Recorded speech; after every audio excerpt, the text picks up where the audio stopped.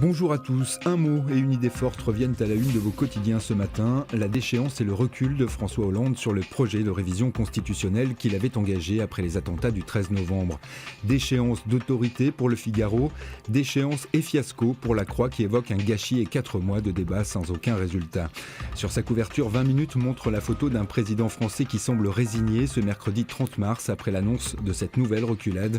Un président hyper déchu, titre le journal en ligne. Mais la critique la plus acerbe contre François Hollande vient peut-être de Grégoire Bizot dans son édito. Il assure que jamais, sans doute, dans l'histoire politique française, une initiative d'un président de la République n'aura atteint un résultat aussi éloigné de l'objectif affiché. Un naufrage et un désastre politique selon l'éditorialiste de Libération, même si le projet de déchéance de nationalité était loin de faire l'unanimité dans les rangs de la gauche. Naufrage et désaveu qui se traduit dans ce sondage publié par Le Monde. 14%, c'est le meilleur score que pourrait atteindre François Hollande au premier tour d'une présidentielle si elle avait lieu aujourd'hui. François Hollande qui ne serait pas au second tour de cette élection, quels que soient les candidats choisis à droite.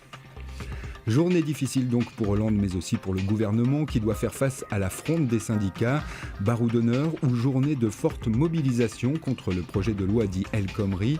Seule la CFDT semble vouloir s'accorder sur le texte, sauf que les militants aujourd'hui pourraient bien prendre le contre-pied de leur direction, prévoit 20 minutes. On va me dire, oui, oh, vous êtes un con, vous allez jeter ça. Oui, je le jette, parce que ça, c'est honteux, ça. C'est pas de la charcuterie, ça, c'est de la merde.